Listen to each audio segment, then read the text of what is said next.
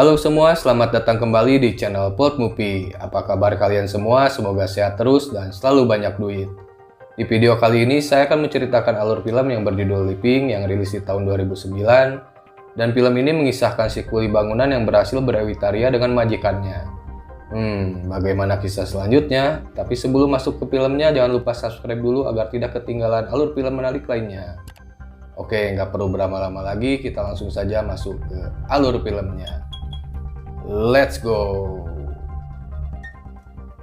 Scene diawali dengan diperlihatkannya seorang pria berjas hitam yang bernama Samuel dan seorang pria yang bernama Remy yang merupakan seorang ahli bangunan.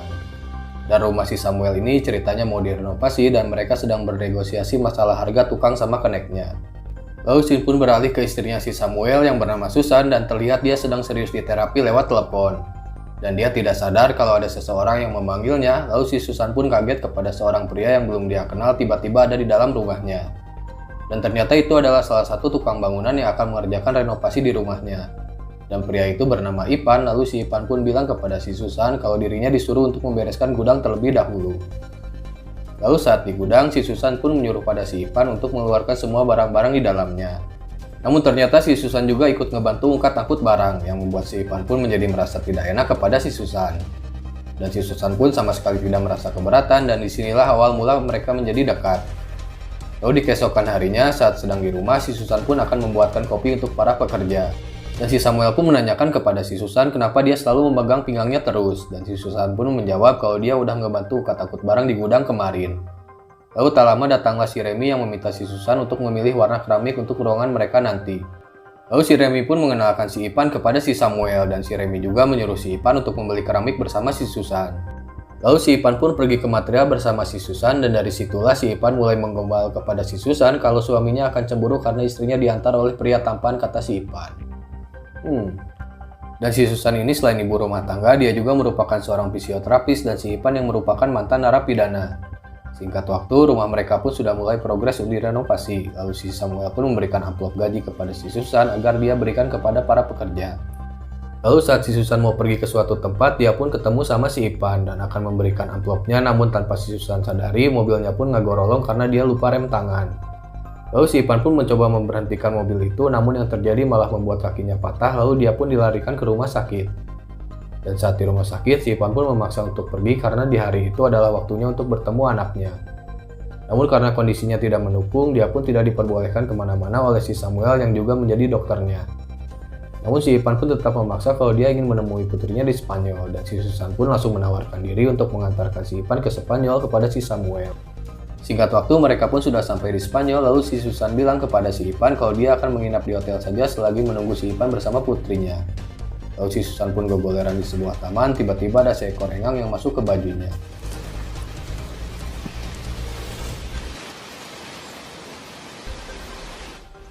Tahu aja engang teh harus masuk kemana. Lalu si Susan pun mengobati kaki si Ipan yang sudah mulai sakit, dan si Ipan pun terus memperhatikan si Susan, dan di malam harinya si Ipan pun mengajak si Susan untuk ngopi di sebuah kafe. Dan si Susan pun tidak menolaknya. Singkat cerita, mereka pun tambah akrab dan saling bercerita satu sama lain. Dan di tengah obrolan, si Ipan pun menyanyikan sebuah lagu kepada si Susan yang entah lagu apa itu, yang membuat si Susan pun agak tersenyum. Singkat waktu, mereka pun pulang dari kafe dan saat di depan hotel si Susan, si Ipan pun langsung menyipoknya yang membuat si Susan pun rada salah tingkah. Lalu di keesokan harinya, si Susan pun pulang ke rumahnya dan saat dia sedang bersama keluarganya, terlihat dia seperti memikirkan sesuatu yang udah pasti dia kepikiran sama ciuman si Ipan semalam.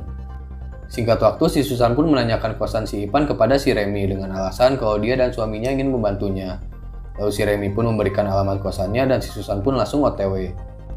Namun sesampainya di sana, ternyata si Ipan lagi nggak ada di kosan dan si Susan pun menuliskan sebuah surat yang dia selipkan ke pintu agar si Ipan tahu kalau dirinya sempat datang. Dan scene pun beralih saat si Susan lagi belajar praktik terapi, lalu dia tiba-tiba mendapatkan telepon dan ternyata itu dari si Ipan. Dan si Susan pun merasa senang seperti cewek ABG yang ditelepon sama gebetan dan si Ipan pun mengajaknya untuk ngopi di kosannya nanti sore. Singkat waktu, si Susan udah sampai ke kosannya si Ipan sambil membawa bunga. Lalu si Susan pun mencari pot bunga itu dan saat si Susan lagi ngerias bunganya, si Ipan pun mendekati dari belakang. Dan si Susan yang rahimnya udah anget sekaligus engas pun gak banyak mikir dan mereka pun langsung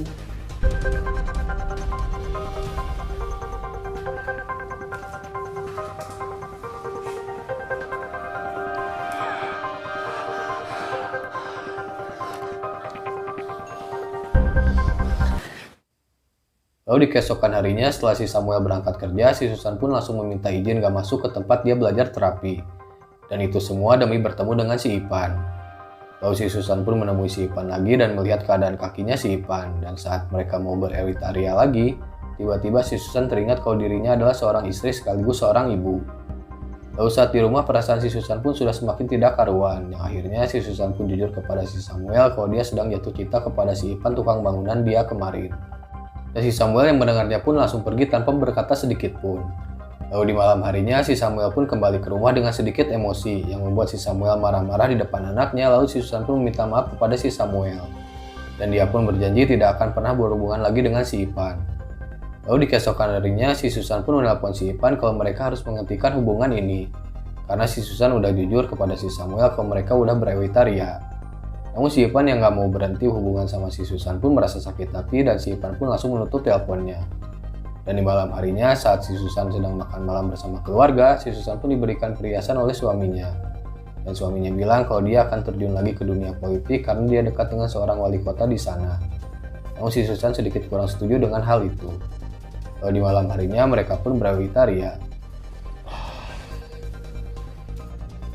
Dan di pagi harinya saat si Samuel dan anak-anaknya pergi, si Susan pun mencoba menghubungi kembali si Ipan. Namun si Ipan pun tidak bisa dihubungi dan si Susan pun datang ke kosannya namun tidak ada. Dan akhirnya dia pun mendapat info dari si Remy kalau si Ipan kerja di sebuah kafe.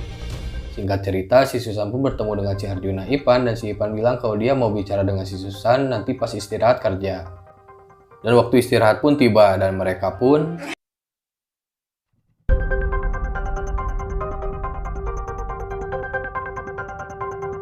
lalu setelah beres berewitaria, si Ipan pun harus kembali bekerja. Namun si Susan yang lagi manja banget pun gak mau ditinggalin. Singkat cerita, si Susan pun udah kembali ke rumahnya dan sedang makan malam bersama keluarga besarnya. Namun tiba-tiba ada telepon dari si Ipan yang membuat si Susan tidak kuasa untuk mengangkatnya. Lalu dia pun ngobrol mesra di pojokan rumah. Yang udah pasti dia diikutin sama si Samuel dan mereka pun pas ya besar. Lalu si Susan pun dikurung di dalam kamar. Namun karena selalu enggak sama si Ipan, dia pun kabur lewat jendela dan langsung menemui si Ipan dan mereka pun langsung edan gitu si Susan.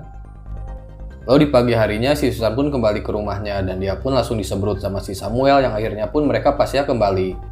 Lalu setelah beres pasya, si Susan pun lebih memilih bersama si Ipan daripada suaminya sendiri dan si Samuel bertanya bagaimana si Susan bisa hidup dengan si Ipan.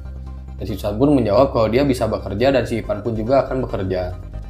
Singkat cerita, si Susan yang lagi stres sama suaminya pun langsung bersama si Ipan di sebuah tempat sepi dan cocok buat mencuk, lalu mereka pun berkeliling di sana. Dan tak lama benar saja mereka pun mencuk di kebun. Aduh, parah. Dan sejak saat itu mereka pun jadi sering bersama hingga si Susan pun sudah akrab dengan anaknya si Ipan. Lalu si pun beralih ke si Susan yang baru beres praktek terapinya. Dan saat akan pulang, si Susan pun diberitahu oleh si pemilik lapak kalau bulan depan lapaknya sudah ada yang booking dan harganya jauh lebih tinggi. Dan si Susan pun langsung pergi ke bank untuk mengambil uangnya agar dia bisa membayar tempat prakteknya. Namun semua ATM dan kartu kreditnya pun diblokir oleh suaminya. Dan si Susan pun mencoba mengajukan pinjaman, namun si pihak bank tidak mau memberinya jika tidak ada izin dari suaminya. Lalu si Susan dan si Ipan pun menemui si Remy dan si Ipan bilang kalau dia sudah dipecat dari pekerjaannya.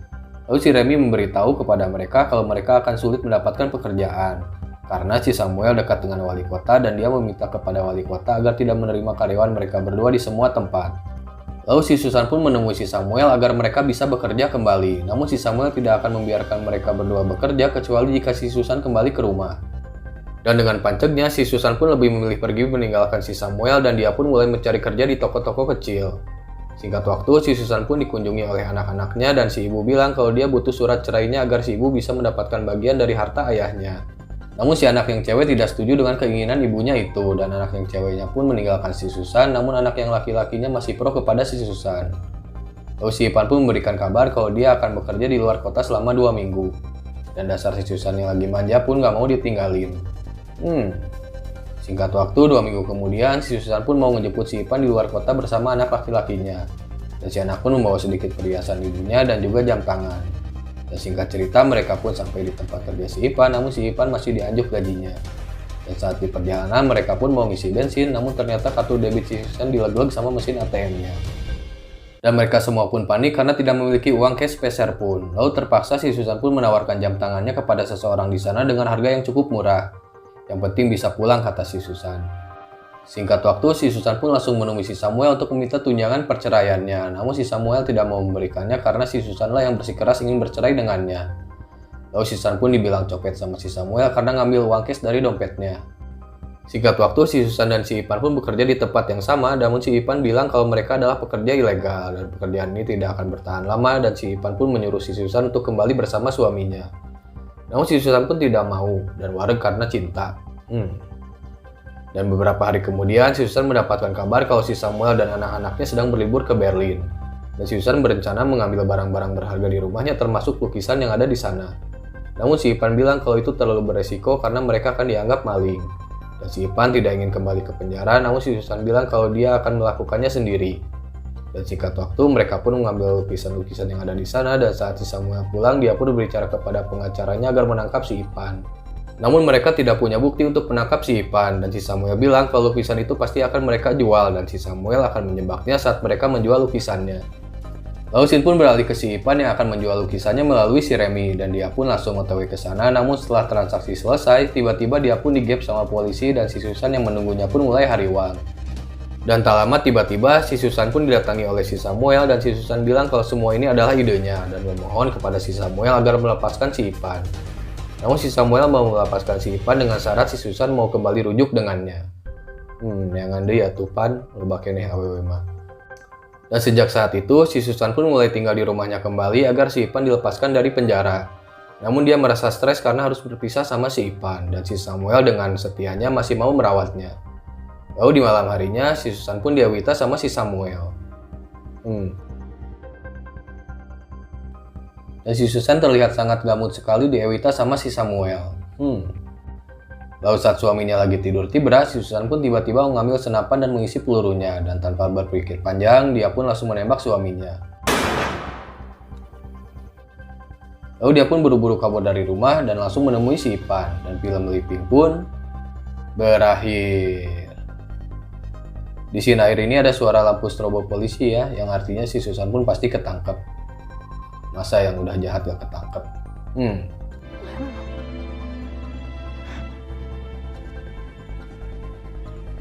Oke, segitu dulu alur cerita film Liping kali ini. Terima kasih bagi yang sudah menonton dan mohon maaf atas kekurangannya.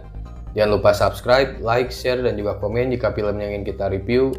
Dan pesan dari film ini adalah jagalah keutuhan rumah tangga kalian ya bagi yang sudah berumah tangga. Apalagi kalau udah kecukupan mah, jangan cari-cari masalah lah, apalagi bikin skandal. Oke, sampai jumpa di video selanjutnya. See you next time dan bye-bye.